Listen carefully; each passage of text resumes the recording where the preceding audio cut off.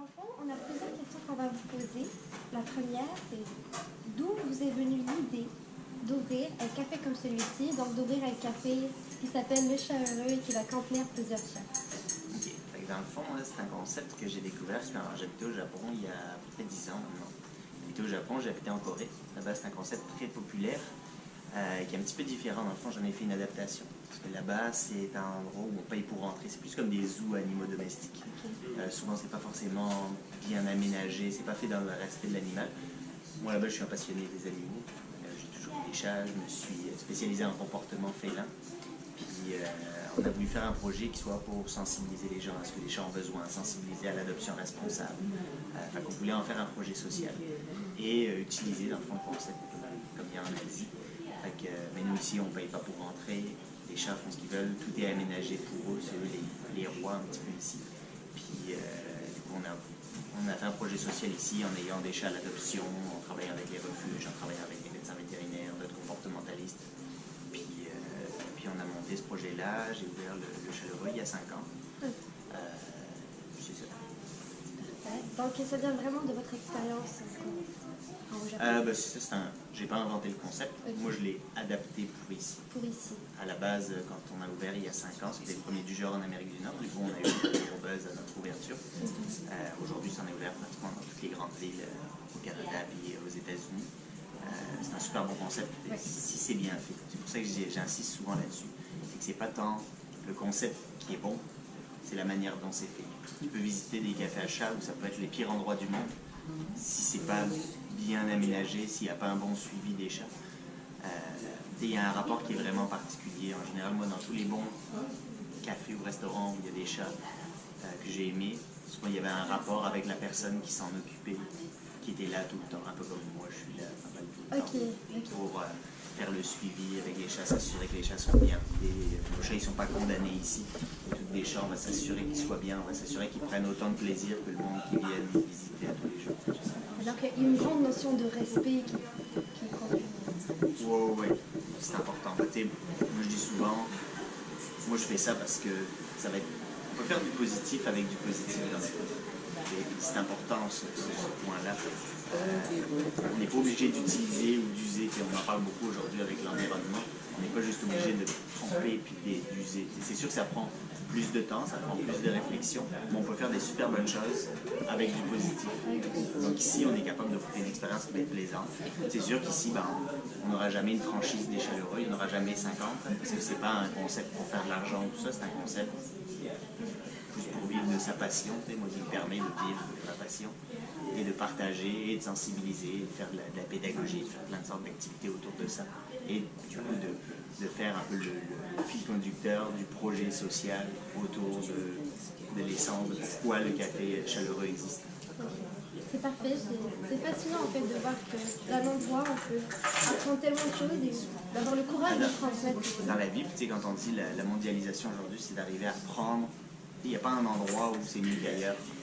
Il y a du bon partout, puis il y a du pas bon partout. Puis il y a plein de choses qui peuvent être faites d'une certaine manière, qui peuvent être bons, mais pour ça, il y a beaucoup de choses. Par exemple, avec les chats, il y a une grosse différence entre aimer les chats et connaître les chats. Puis ça, c'est un point très important pour les amoureux des chats. Souvent, on fait l'erreur. On aime notre chat, mais on ne connaît pas forcément. On peut connaître son chat, mais on ne va pas connaître les chats, comment ils fonctionnent. Puis chaque chat est complètement différent, chaque chat a des besoins différents qui vont évoluer au fur et à mesure de la vie. Fait que pour vraiment travailler avec eux, l'aspect comportemental est primordial. C'est vraiment important, tout l'aspect de l'aménagement de l'espace, l'aspect de l'entraînement qu'on fait avec eux, le suivi qu'on fait avec eux. Si on vous résumait, si on vous demandait de résumer, quelle est la mission spécifique du café? Si on avait qu'une, ce serait laquelle? La mission, je dirais qu'il n'y en aura jamais qu'une, il y en a plusieurs, il y en a comme 2, 3, mettons, égales. Parce qu'à la base, on avait ouvert ça, c'était vraiment un lieu de sensibilisation, faire de la pédagogie, et un lieu pour offrir un substitut, en fait ça se rejoint, un lieu pour offrir un substitut aux gens qui ne peuvent pas avoir de chat. Donc responsabiliser les gens en disant t'es pas capable, t'as pas les moyens, t'as pas une situation dans ta vie aujourd'hui qui te permet d'avoir un chat, t'as des alternatives pour ça. Donc aujourd'hui, je ne vais pas dire que personne n'a plus d'excuses pour mal s'occuper de son chat tout seul. T'aimes les chats, t'es qui est allergique, il y a quelque chose qui fait, bah, tu peux venir là, tu as juste le positif, puis le reste, c'est nous qui nous en occupons, puis on essaie de le faire bien. Puis vous avez aussi un processus d'adoption des chats. Ouais. En fait, comment ça fonctionne pour les clients, par exemple?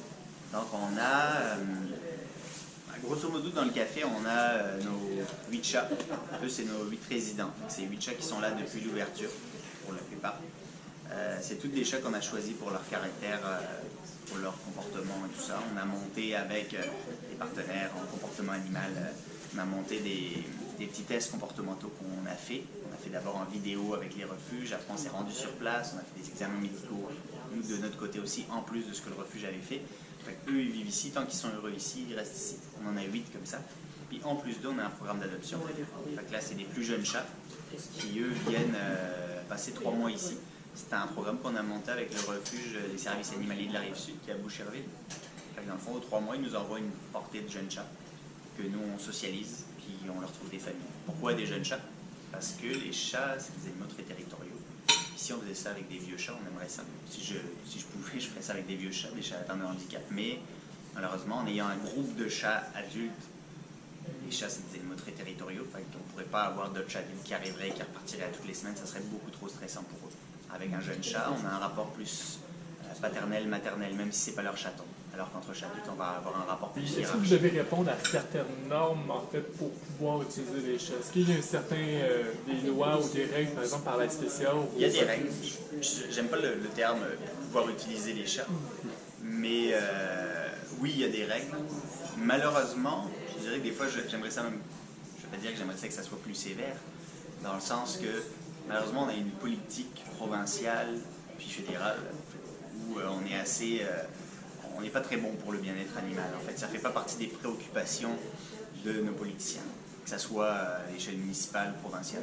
Puis c'est dommage. Puis on le voit, hein, la gestion des calèches, la gestion des chiens soi-disant dangereux, la gestion des abattoirs, la gestion des éleveurs. Enfin, tout est un petit peu improvisé, tout le monde fait un petit peu ce qu'il veut, puis c'est un petit peu cette perception-là. Puis socialement, au Québec, il y a beaucoup cette approche-là. Tout le monde pense qu'un animal, c'est là pour nous divertir, c'est là comme... Fait que, malheureusement, le droit animalier, il est comme un petit peu en retard. Puis, heureusement, ça avance.